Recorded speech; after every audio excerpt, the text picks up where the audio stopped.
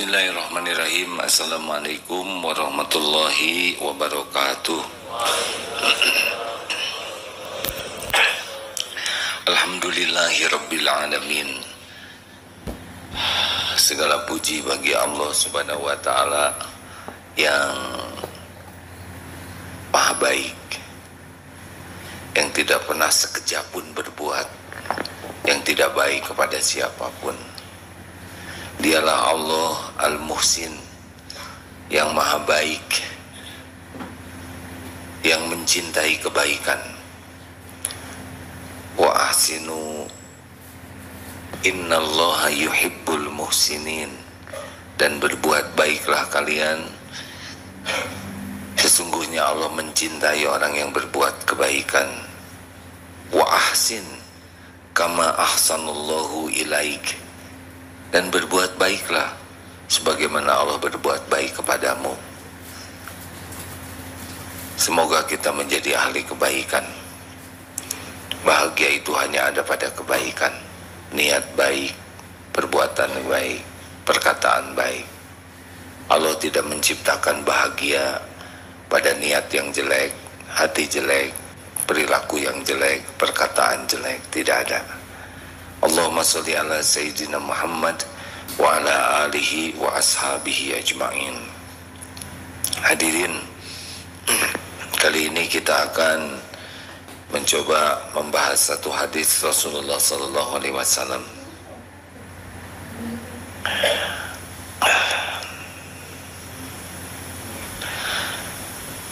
Hadis ini sangat penting bagi yang ingin bahagia dan dicintai Allah.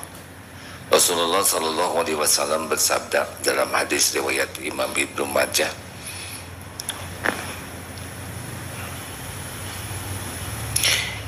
Innal uzma jazai ma'al uzmil balai. Sesungguhnya besarnya pahala sesuai dengan besarnya balai, besarnya ujian. Semakin besar ujiannya, semakin besar pahalanya.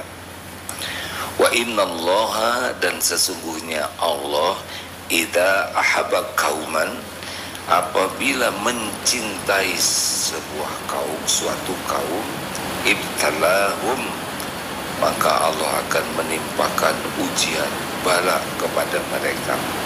Famanlah ridho kepada takdir. Sekarang di Palestina balanya itu luar biasa. Nah, seperti hadis yang tadi, sesungguhnya innallaha idza ahabbu qauman, sesungguhnya jikalau Allah mencintai satu kaum, ibtilahum, Allah memberikan cobaan. Nah, hadirin sekalian, jangan jadi wah kalau gitu saya tidak mau dicintai Allah, takut balanya besar. Seorang yang sekolah kedokteran spesialis itu ujiannya pasti berat dibanding TK, benar? Tapi bagi yang sedang menjalaninya, dia bisa menjalaninya, makanya pada lulus juga. Berat itu menurut TK, tapi menurut yang sedang menjalani, ini sudah dosisnya. Yang paling berat menghadapi cobaan hidup adalah Rasulullah sallallahu alaihi wasallam. Lalu para ulama, orang-orang yang dekat dengan Allah itu berat. Jangan membayangkan, aduh, kalau gitu saya tidak mau punya posisi itu. Tunggu dulu. Karena berat ringannya cobaan itu tergantung Allah menyiapkan tidak hati kita. Seperti anak SMA tidak mau diuji dengan materi ujian SD, terhina, betul? Ada mau lulus sarjana ujiannya PAUD, tidak ada nilainya. Kita bangga dengan kelulusan kalau ujiannya sebanding dengan tingkatan kita. Jadi kalau kita simak yang tadi itu, bahwa besarnya pahala itu berbanding dengan besarnya cobaan. Jadi kalau ujiannya besar, kita harus ingat bahwa ini dahsyat sekali pahalanya. Bahkan ada yang namanya ahlul musibah, yang memang hidup di dunia ini bagian susah saja. Udah susah, badannya susah digerakkan, kemudian susah cari nafkah, susah ini mau daftar kerja susah saja. Udah gitu dihina orang, direndahkan orang. Pokoknya hidupnya tuh susah. Tapi dia ridho menjalani semua ini. Itu Allah membersihkan dosa-dosanya. Sampai kalau nanti di yaumal hisab, di akhirat nanti, yang AA dengar penjelasannya itu, surganya tuh tinggi sekali. Sampai orang-orang yang sehat walafiat melihat kedudukan di sorga orang yang hidupnya penuh derita, mereka sampai aduh iri, saking taunya kalau tahu begini mendingan di dunia tuh gak apa-apalah, diiris-iris juga, saking besarnya pahala di akhirat terhadap ujian di dunia ini. Mikir semua, wah kemarin ngiris bawang keiris sedikit aja menderita. Jadi Allah subhanahu wa ta'ala maha adil. Kepahitan demi kepahitan itu luar biasa, ada balasannya. Ada jenis-jenis penderitaan, mayusibu muslimah min nasobin, penyakit yang bisa membuat kita menderita tuh berbagai jenis penyakit ya. Ada sakit yang luar biasa, baru mendapat berita ada seorang perwira tinggi yang gagah, jenderal lah mungkin ya, perwira tinggi, dan sakit. Segitu gagahnya yang kalau pakai pakaian dinas begitu kerennya ya, dengan berbagai tanda pangkat dan tanda jasa. Tapi ketika jantungnya oleh Allah dibuat sedemikian rupa, berbaring, dibawa ke rumah sakit, tanpa bermaksud merendahkan ini ya, hanya pakai pampers, tidak bisa apa-apa, napas megap-megap, untuk menutup auratnya saja sudah sangat tidak mampu. Itu dibawa ke rumah sakit dalam keadaan begitu. Tubuh ini milik Allah. Kalau Allah mau ambil sekejap saja. Berbagai jenis penyakit, itu salah satu yang pertama ujiannya. Mulai dari yang ringan sampai yang kompleks sekali. Yang sakitnya tuh kejang-kejang terus. Ada sahabat saya yang kejang-kejang, endut juga suka kejang terus. Sudah lumpuh, kejang atau oges. Nanti kita dengar cerita oges sahabat kita ya, yang tidak bisa menggerakkan tubuhnya sama sekali. Berbalik juga dibalik-balikan, makan disuap. Kadang-kadang kejang, mau buang angin susah, buang air susah. Masya Allah ujiannya tuh. Semuanya ada perhitungannya di sisi Allah. Lalu yang pertama tuh capek, mana sobin wala wasobin. Pertama capek dulu, yang kedua sakit, penyakit, berbagai penyakit yang bisa menahun, bisa lebih rumit. Banyak sekali Allah menciptakan penyakit. Yang pertama capek sekali, yang kedua sakit, yang ketiga cemas, wala hammin, cemas dengan yang belum terjadi, wala husnin, sedih dengan yang sudah terjadi itu, bikin kecewa, perih, sakit hati, nyesel, wala adan, diganggu ini. Ada yang ganggu, ada yang memfitnah, ada yang nyakitin, ada yang nipu, ada yang ngebully, ada ini. Semua ini nanti bagian-bagian dari ujian hidup seperti ini. Wala hammin, serba susah. Cari kerjaan susah, ini susah, ada itu yang bagian seksi susah. Wala hatta syaukati yusyakuha, hingga tertusuk duri sekalipun. Lagi ngebetulin kerudung, kemana jarum? Nah ya sudahlah. Alhamdulillah sorban saya tidak pakai jarum ya. Beberapa cerita kan ngegigit jarum pentul terus bersin, hajem. Ujian itu. Illa kafarallahu biha min khotoya, kecuali Allah menghapuskan kesalahan-kesalahannya. Makin berat. Ini di Palestina ini ada yang habis satu keluarga. Ini pasti berat ya. Suami meninggal, anak semuanya meninggal, rumah hancur, makanan tidak ada. Allah tahu tidak keadaan ini? Tahu. Pasti tahu, karena terjadinya juga dengan izin Allah. Nah, bagaimana kita menghadapi semua ini? Nah, ini kuncinya. Bagaimana supaya kita ridho kepada episode yang kita jalani? Satu, kita harus hakul yakin bahwa kita ini milik Allah. Innalillah, sesungguhnya kita ini milik Allah. Jadi kita ini bukan milik kita. Ada pemilik kita, siapa? Allah. Jangan merasa tubuh ini, diri ini milik kita. Ini ada pemiliknya, Allah Subhanahu wa Ta'ala. Yang kedua, pemilik kita ini Allah Subhanahu wa Ta'ala itu Al-Muhsin, Allah yang maha baik, yang tidak pernah berbuat buruk sekalipun setitik pun.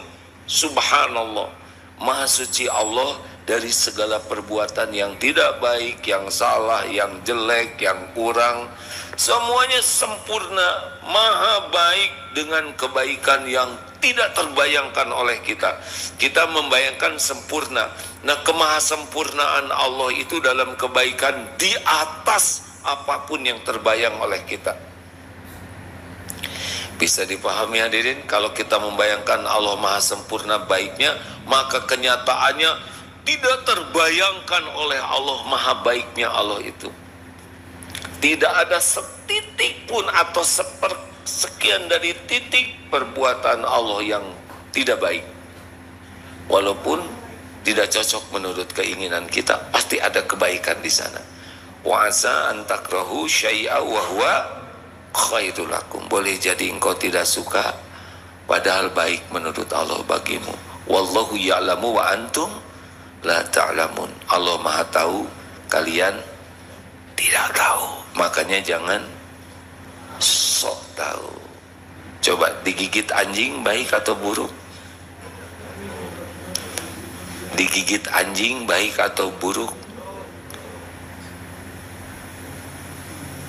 Jangan sok tahu hadirin. Ada yang minta jodoh terkepala klinik tersebut. Sesuka saya hadirin ceritanya enggak. Biasanya sesama pasien enggak.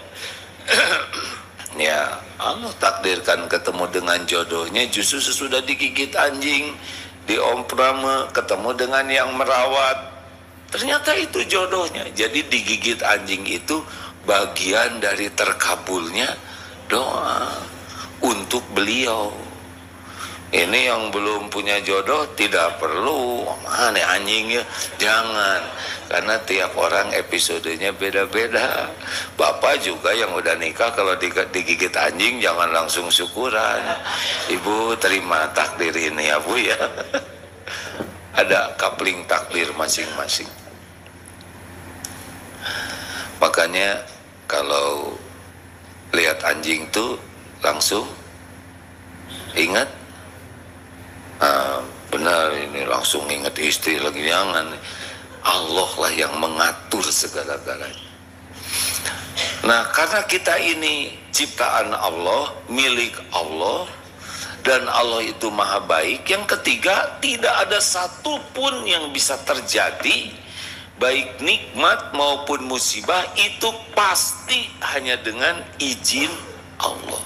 Tidak ada yang kita lihat, kita dengar, kita rasakan, semuanya baik dalam bentuk nikmat ataupun musibah hanya bisa terjadi biiznillah. Kita dipuji dengan izin Allah, kita dicaci dengan izin Allah, kita dapat nikmat dengan izin Allah, kita dapat musibah dengan izin Allah. Ada yang memberi, ada yang melukai, semuanya biiznillah. Tanpa izin Allah tidak ada yang terjadi. Karena segala-gala di alam semesta ini hanya baru bisa terjadi kalau Allah mengizinkan, baik nikmat maupun musibah. Pertemuan ini izin Allah bukan? Kalau kita bikin dosa izin Allah bukan? Jawab. Kalau Allah mengizinkan terjadi, tapi kita akan memikul balasan dari perbuatan dosa kita. Orang nyuri dompet kita izin Allah bukan? Izin Allah. Kalau hilang dompet sabar atau syukur? Sabar dan syukur. Untuk dompet yang hilang sabar, untuk yang tidak hilang syukur. Jadi kalau dompet hilang banyak sabarnya, banyak syukurnya? Tergantung isi dompetnya.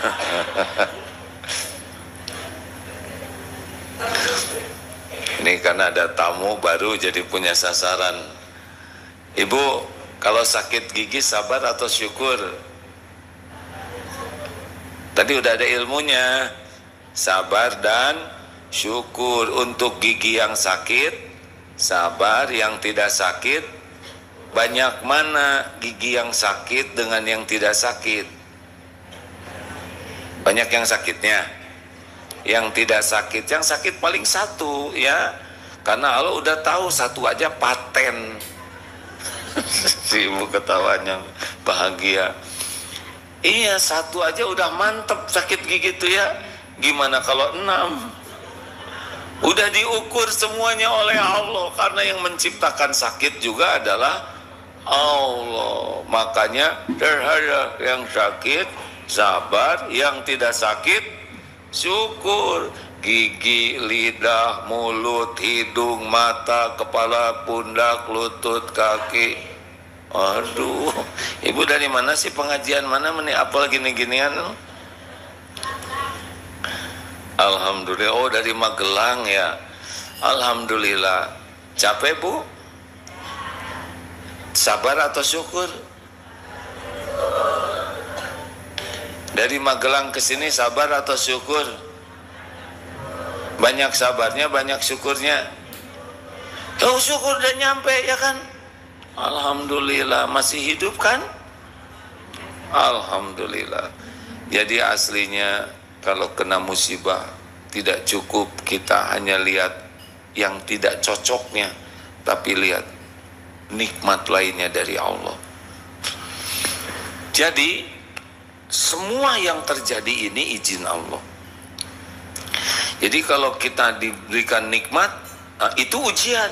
Kita dipuji misalkan dengan izin Allah. Allah menggerakkan orang memuji kita, dan Allah mau menilai bagaimana hati kita. Jadi ujub, jadi ria, jadi merasa ini punya saya, jerih payah saya, perjuangan saya. Ibu hebat. Memang saya sih gagal, tidak bahagia pasti. Lalu nanti didatangkan yang mencaci, yang menghina, sama izin Allah juga. Nah, kalau orang mau ridho, kita harus yakin di balik apapun yang terjadi, itu terjadi dengan izin Allah. Mau diapakan saja diri kita, terima. Rasulullah SAW ada waktunya dipuji, ada waktunya dihina-hina, dicaci maki, ada waktunya dihormati, ada waktunya dilempari itu oleh anak-anak batu di Taif sampai berdarah. Tapi beliau ridho menjalani semua episode ini karena pasti ini terjadi dengan izin Allah dan pasti ini ada kebaikan. Tidak ada yang Allah berikan selain kebaikan. Jelas hadirin, ini perlu dilatih ini. Tidak sesederhana dengar ceramah ini. Kita akan mengarungi berbagai kejadian. Udah ngapling mau sholat, terus mules, turun ke bawah, pas naik lagi kapling dipakai orang, dendam kesumat, langsung diseruduk ibu-ibunya. Bayangkan, sama-sama di masjid, sama-sama lagi majelis taklim, sama-sama cari ridho Allah. Masa harus emosi? Jauh dengan di Palestina lawan musuh yang nyata. Ini dengan saudara sendiri, biiznillah. Oh, ada orang yang ngedudukin sajadah saya. Izin Allah bukan? Seruduk jangan? Tergantung.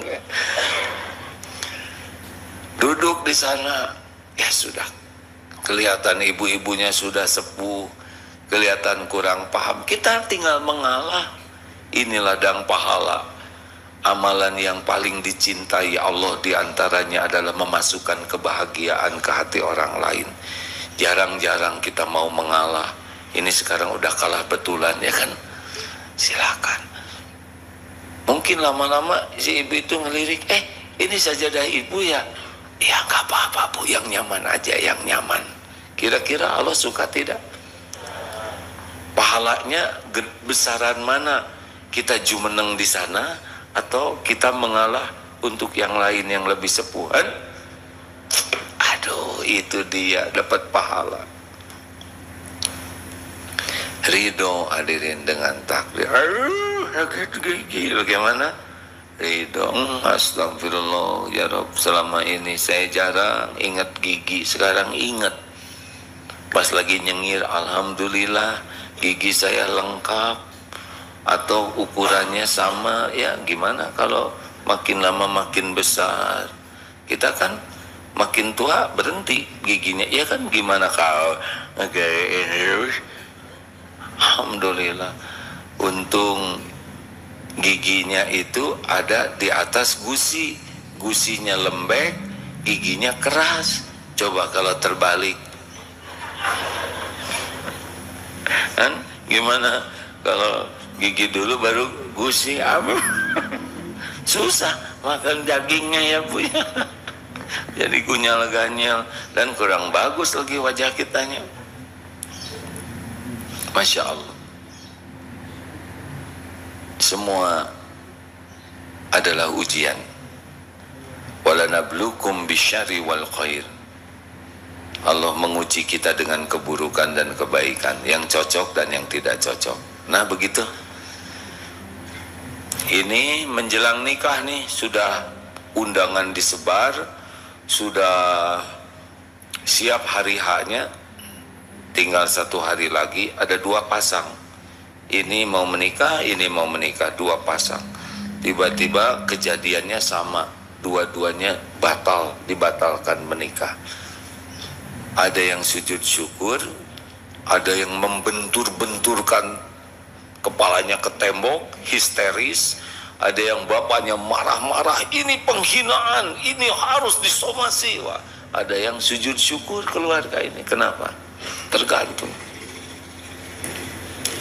Kalau yang yakin semua kejadian terjadi dengan izin Allah, surat At-Taghabun ayat 11, ma asaba min musibatin illa biiznillah wa may yu'min billah yahdi qalbah wallahu bikulli syai'in alim. Tidak ada satupun musibah yang menimpa kecuali dengan izin Allah. Barang siapa yang beriman kepada Allah, Allah memberi petunjuk di hatinya, dan Allah Maha mengetahui segala sesuatu. Ya Rabb, kami sudah istiqoroh. Kalau ini baik, semoga Engkau takdirkan terjadi. Kalau tidak baik, semoga tidak terjadi. Ya sudah. Kenapa ya Allah tidak membatalkan dari kemarin-kemarin? Ini udah disebar undangan, baru batal. Ya ini pasti yang terbaik. Ujiannya lebih mantap dibanding sebelumnya, benar? Tapi saya malu. Apa yang malu? tinggal sampaikan saja, maaf qadarullah acara hari Ahad tidak jadi, semoga niat baik Bapak Ibu datang ke undangan sudah dicatatkan jadi amal soleh, mohon doa semoga apa yang terjadi ini menjadi hikmah yang baik bagi kita semua. Selesai. Tapi gimana, itu sudah bayar undangan, udah rezeki percetakan. Bagaimana itu kita sudah keluar uang, uangnya juga milik Allah. Kalau Allah mau ngasih rezeki ke hambanya lewat kita, ya pasti keluar. Tidak usah kecewa, kita sudah jadi jalan rezeki bagi orang lain. Tapi uangnya sekarang jadi tinggal sedikit, nggak apa-apa. Sekarang sedikit, tapi besok bagaimana? Besok ada lagi rezekinya. Memangnya Allah hanya ingat ke kita hari ini? Besok ada lagi rezeki kita. Sampai kita meninggal ada waktunya. Tuh begitu. Ayo terima apa yang Allah berikan. Tapi terima ini sesudah ada proses. Dalilnya begini, al-mu'minul qawi, mukmin yang kuat, khairun, lebih baik, wa ahabbu ilallah, dan lebih dicintai Allah daripada mukmin yang lemah. Dan pada keduanya ada kebaikan. Jadi makin kuat iman tuh makin baik dalam segala hal dan makin dicintai Allah dibanding mukmin yang lemah. Tapi dua-duanya karena udah beriman jadi baik. Ihris ala ma yanfa'uk. Nah, ini kuncinya. Makin kuat iman, makin semangat, makin antusias, makin all out di dalam hal-hal yang manfaat. Jadi lihat posisinya. Jadi kalau kita kuat iman itu semangat terus, baik manfaat untuk urusan dunia semangat, manfaat untuk urusan akhirat semangat. Pokoknya kalau Allah udah ngasih tahu ini manfaat, semangat. Wasta'in billah, dan mintalah tolong kepada Allah. Jadi semangatnya ikhtiar itu harus sama-sama dengan semangatnya doa. Kalau hanya ikhtiar saja kurang doa, nggak bisa. Ini tidak sesuai dengan perintah. Ini bukan termasuk orang yang kuat iman. Terus doa terus tapi tidak semangat ikhtiar, nah ini juga tidak pas. Karena Rasulullah SAW sempurna, baik dalam urusan ikhtiar zahir dan juga batin doanya. Wala ta'jaz, dan janganlah kamu lemah. Jadi tidak boleh kita lemah, semangat terus. Baru wa in asobaka syai'un, dan apabila menimpa kepadamu sesuatu, fala taqul lau anni fa'altu kana kada wa kada. Janganlah mengatakan seandainya begini akan begini, seandainya begini akan begitu. Tidak boleh. Walakin qul qaddarullah wa ma syaa fa'al.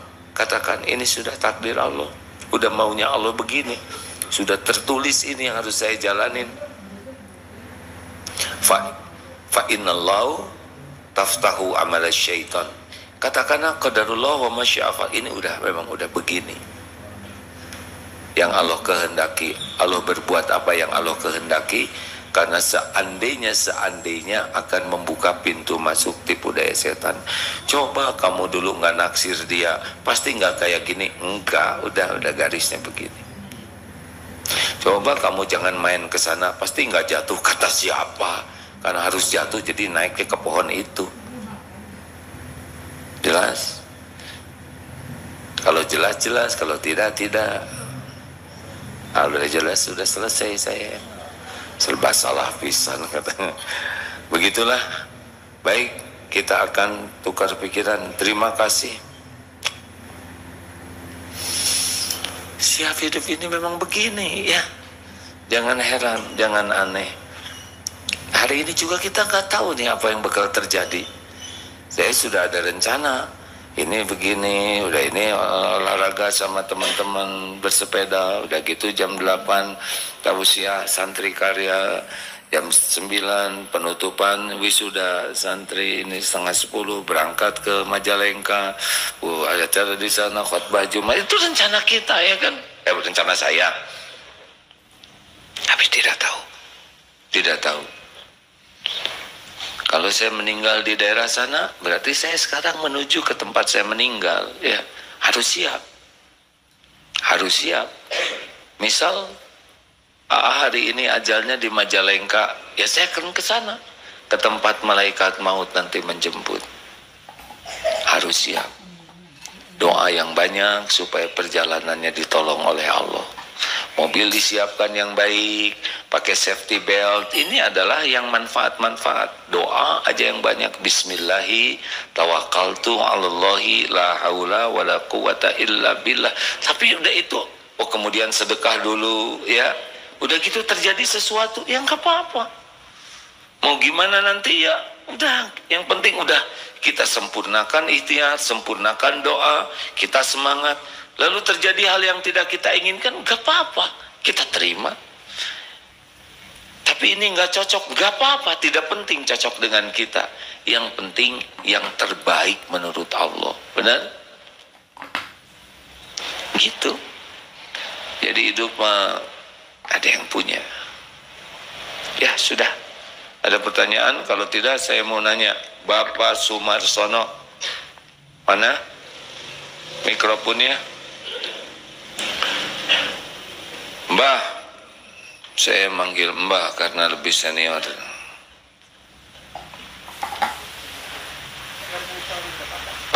Ibu Nuni, Kiki, Unjani, oh Ujiani, maaf. Yang mana nih? Yang mau duluan? Bu Nini, Bu Nuni, silakan. Assalamualaikum Bu Nuni. Sebentar disiapkan dari sana. Mim. Ya, oke, gak apa-apa. Bismillah dulu. Satu, kenapa nyebut satu? Mempercepat gerakan ya. Silakan, sudah siap belum?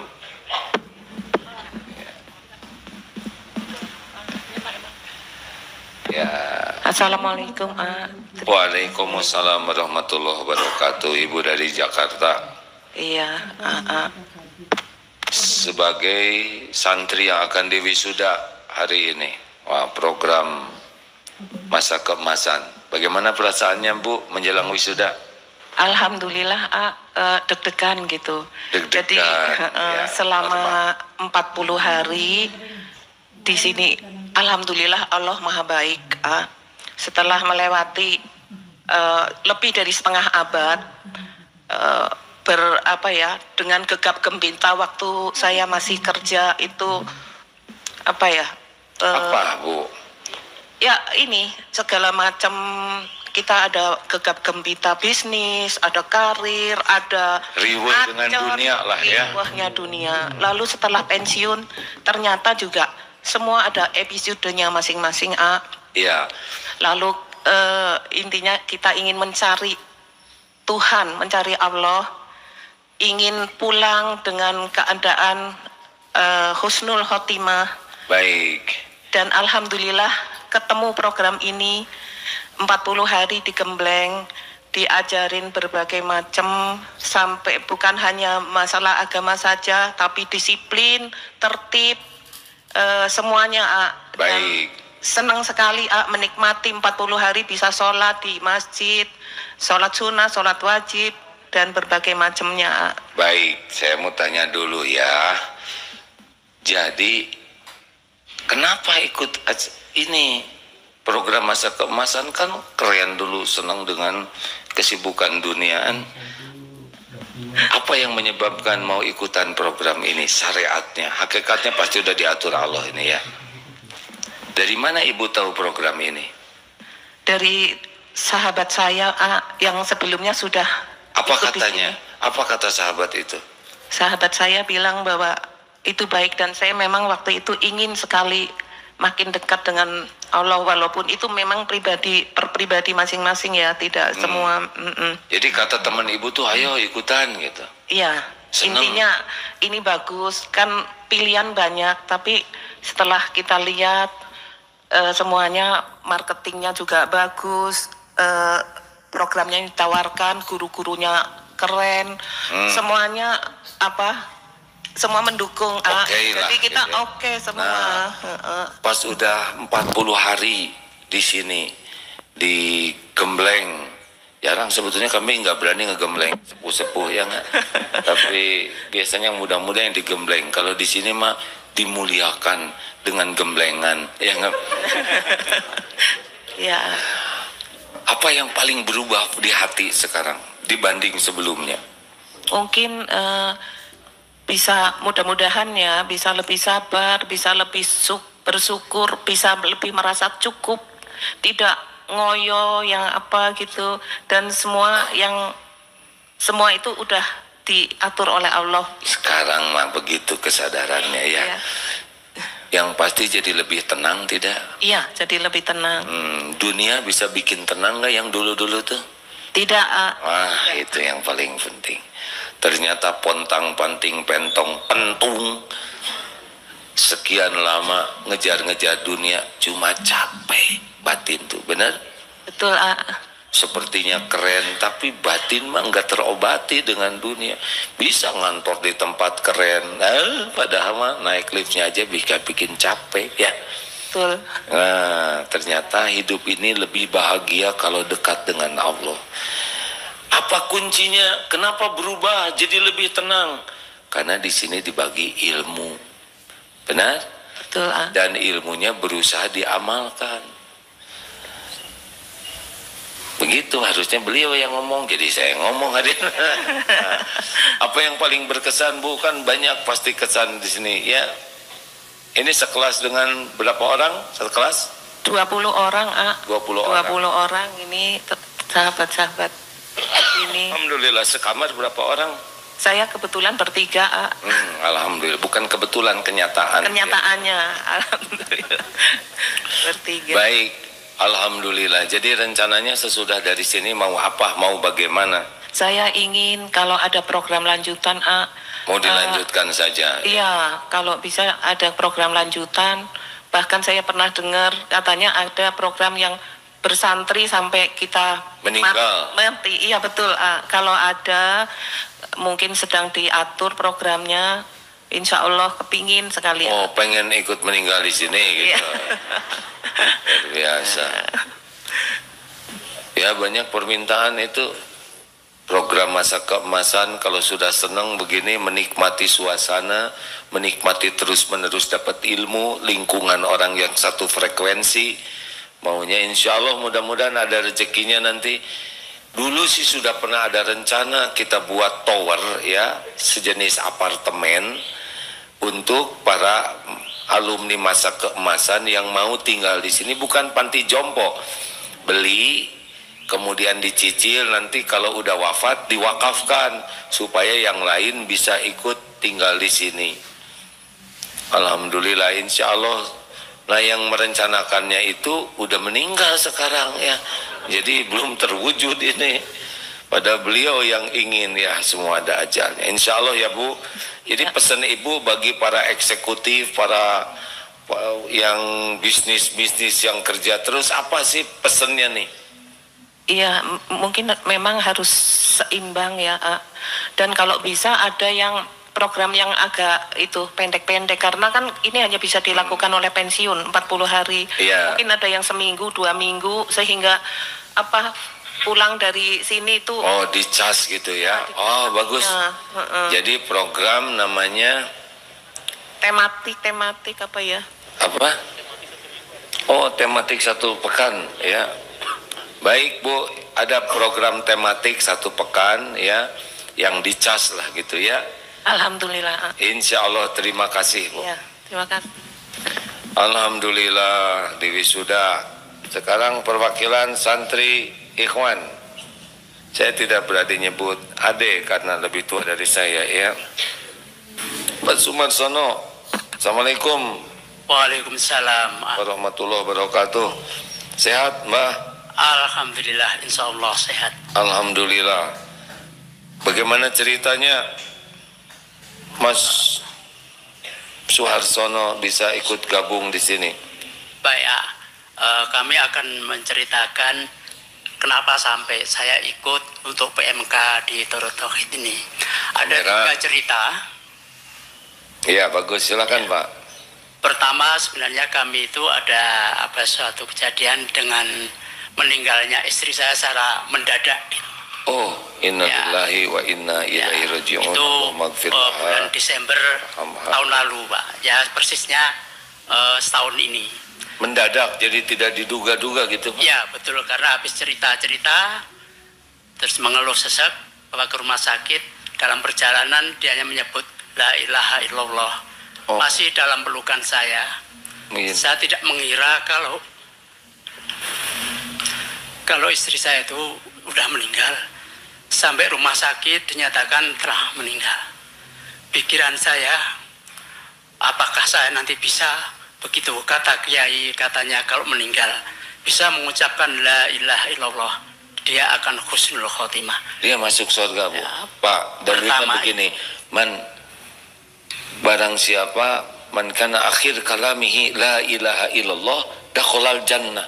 Barang siapa yang akhir perkataan terakhirnya la ilaha illallah masuk surga, Pak. Saya ikut berbelasungkawa pada saat yang sama, ikut berbahagia mendengar akhir kalam la ilaha illallah. Jadi tidak disangka sama sekali itu, Pak.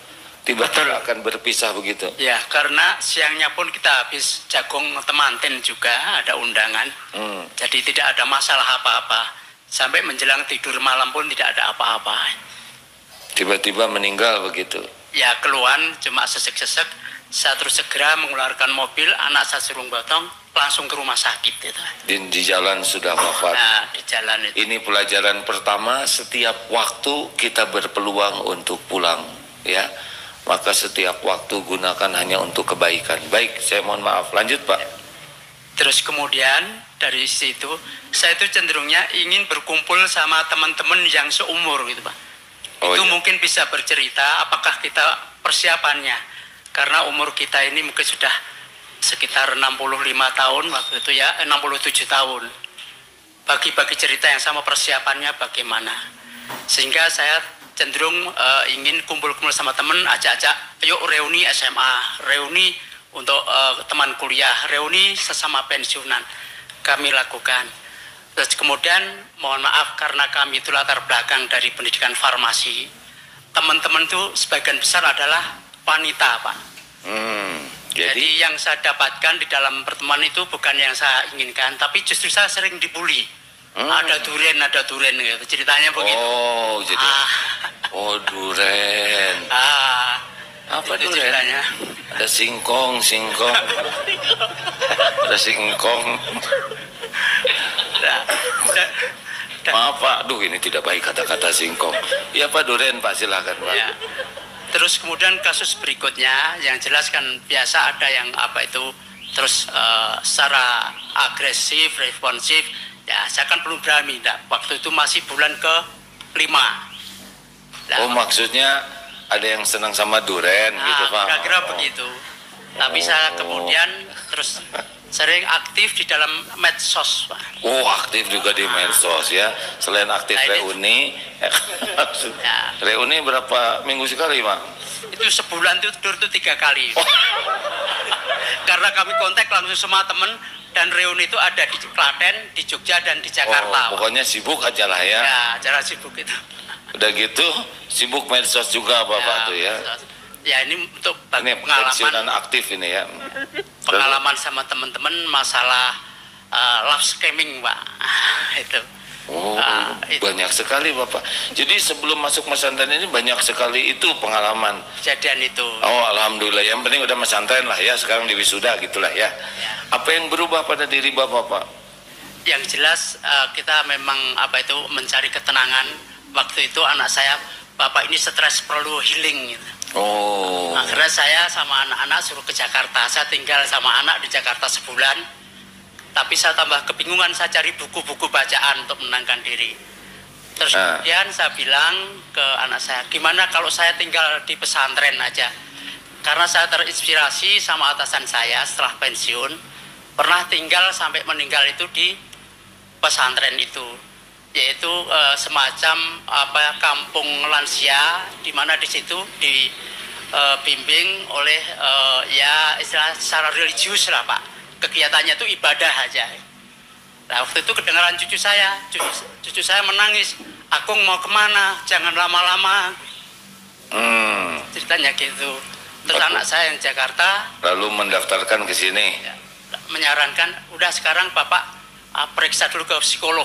oh Mungkin bapak ini kena OCD gitu, ceritanya gitu. luar biasa nih pengalamannya ya, akibat sering reuni mungkin Pak ya. Ya. Reuni itu bahayanya CLBK hadirin ya. Udahlah, yang penting Bapak diwisuda aja hari ini, lulus ya. Ya. Alhamdulillah, lebih bahagia sekarang Pak. Insya Allah begitu. Di sini gimana? Apa ada yang naksir juga Pak? Insya Allah belum berani, Pak. Oh, iya, Karena masih tenang. banyak pertimbangan. Tahu ya Pak, tenang lah. Ya. Ada Allah yang atur Pak ya. Bapak banyak tobat aja ya. Terima kasih hadirin. Jadi berkeringat gini saya dengarnya ya. Terima kasih Bapak yang baik ya. Bagi Bapak Ibu yang akan ikut pesantren di Darul Tauhid, memang di Darul Tauhid itu pesantren yang paling sering wisuda. Wisuda lagi wisuda, karena programnya sangat banyak, mulai dari penitipan bayi sampai, awas, jangan penitipan aki-aki, bukan, sampai memuliakan para masa keemasan gitu. Dulu jadi program banyak, ada PAUD, ada TK, ada SD, SMP, SMA, SMK, perguruan tinggi, dan berbagai program. Ada Baitul Quran, ada PDF sekarang. PDF itu pendidikan diniyah formal yang memang dirancangnya ini untuk jadi ustadz, ulama begitu, karena pendidikannya banyak fokus dalam bidang keagamaan. Cuma di sini ya memang harus pakai pelatihan disiplin, benar? Bapak disiplin nggak, Pak Sumarsono? Harus kan? Coba apa arti BRTT? BRT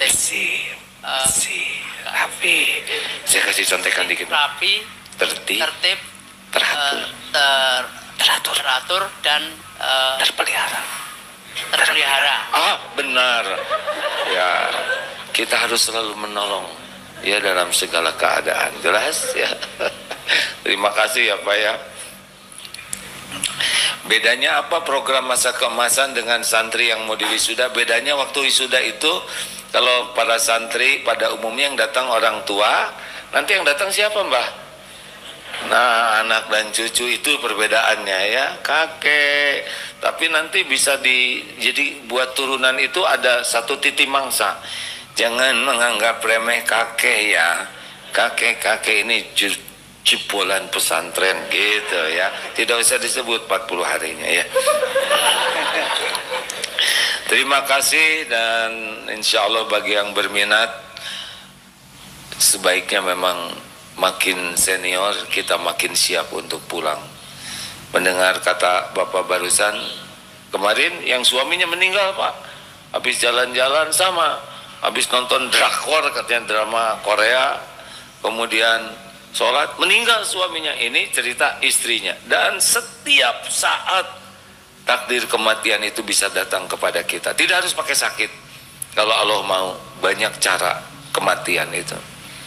Maka orang yang cerdas itu adalah orang yang banyak ingat mati dan sangat baik mempersiapkan diri untuk menghadapi kematian. Terima kasih Bapak Ibu yang baik. Sing ridho dengan takdir apapun ya. Jalani hidup ini. Kalau nasi jadi bubur, bagaimana? Terima sambil cari cakwe, ayam, kacang polong, kerupuk, kecap, seledi, bawang goreng, sambal, sate marangi, gepuk, dan sebagainya. Maju terus itu ini ya. Jangan mengatakan tidak terima. Kalau sudah terjadi harus diterima. Lagi jalan genteng jatuh, tidak boleh mengatakan saya tidak terima. Saya tidak terima. Gak mungkin tidak terima. Itu tanda terimanya udah jelas. Benjut kayak gitu. Kalau kita ridho kepada takdir, faman rodiya falahu ridho. Allah ridho ke kita. Apa cirinya Allah ridho ke kita? Dibuka hati kita, bisa lega, kita bisa menjalani episode itu dengan baik karena dibimbing oleh Allah. Kita ridho dengan takdir yang ada, nanti hati dibuat lega, kemudian kita dibimbing bisa menjalani episode yang menurut kita berat tadi itu dengan baik dan berpahala dan dicintai Allah dan digugurkan dosa. Kalau kita tidak ridho, tetap terjadi, benjutnya ada. Cuma jadi sesek di sini, berat sekali dan tidak terlihat solusinya. Jadi kegulung oleh penderitaan plus jadi dosa karena kita tidak suka kepada perbuatan Allah. Maka tidak punya pilihan bagi kita selain ridho kepada takdir. Terima hadirin. Kita lihat bagaimana di Palestina tidak ada komplain kepada Allah. Rumah hancur sama sekali, keluarga terbunuh, tidak kelihatan punya tabungan, punya makanan, tapi dijalani dan yakin pasti Allah akan mengurus. Tidak kelihatan uang makan di mana, tapi yakinlah kalau ada umur pasti ada rezekinya. Masya Allah. Terima kasih Mas Punto. Apa kabar Mas? Mas Punto ini sahabat saya, udah lama tidak kelihatan. Mas Punto tunanetra, boleh saya sebutkan ya Mas, tak apa-apa. Beliau tunanetra, dari mulai usia berapa Mas tunanetra itu? Mikrofonnya maaf Mas. Untuk totalnya sejak usia 30 tahun. Oh, jadi sebelumnya awas, hanya bertahap ya. Awas, maaf kalau lumpuh tidak bisa jalannya mulai kapan? Kalau lumpuhnya dari bayi. Dari bayi sudah lumpuh, kemudian mata lambat laun tidak bisa melihat, begitu ya? Iya betul. Mas Punto sudah berkeluarga? Alhamdulillah sudah. Nah begitu, Allah datangkan istri ya. Yang awas susah nyari istri, yang tidak kelihatan udah punya istri ya. Gimana Mbak Susinya, sehat? Alhamdulillah sehat. Alhamdulillah. Mas gimana menghadapi mata tidak bisa lihat, kaki lumpuh? Ya seperti yang sudah disampaikan tadi, harus ridho karena tidak menerima juga sudah terjadi dan tetap harus dijalani. Selama ini Allah masih ngurus Mas Punto tidak? Masih ya. Dulu kan di masjid di lantai 4 di sini ya. Di lantai 4 di masjid. Betul. Sekarang juga di masjid di lantai 3 di Babur Rahman. Oh di Habib. Ya, itu makanan naik sendiri atau Mas yang turun ke bawah Mas? Alhamdulillah ada yang mengantarkan untuk bisa sampai ke tempat saya. Makanannya naik sendiri ya, Didin. Saya harus turun. Mas Punto makanan yang naik sendiri ya. Iya betul. Benar tidak? Berapa tahun udah hidup di dunia ini Mas? Alhamdulillah 40 tahun. 40 tahun. Pernah sehari aja Allah nggak ngasih makan Mas? Enggak pernah. Nggak ngasih minum? Enggak pernah. Selalu dikasih oleh Allah. Selalu dikasih. Pakaian cukup? Alhamdulillah. Tempat berteduh cukup? Ada alhamdulillah. Masya Allah. Jadi apa yang kurang dari Allah? Tidak ada sama sekali. Yang kurang dari siapa? Dari saya. Kurang apa? Kurang bersyukur. Kurang ajar kita ini Mas. Tidak ada yang kurang dari Allah. Tidak ada. Tidak ada. Tidak ada. Orang yang banyak yakin ke Allah itu adalah orang yang paling sering menafakuri pemberian Allah. Nah itu akan oleh Allah nanti dibuat hatinya tuh optimis ke depan tuh. Tapi bagi orang yang jarang menafakuri pemberian Allah pasti cemas ke depannya. Inilah hidup hadirin. Jangan terlalu ribet hidup ini ya. Hidup ini adalah untuk mengabdi kepada pencipta kita. Jangan risau dengan dunia. Risaulah kalau kita tidak yakin dengan pemilik dunia ini.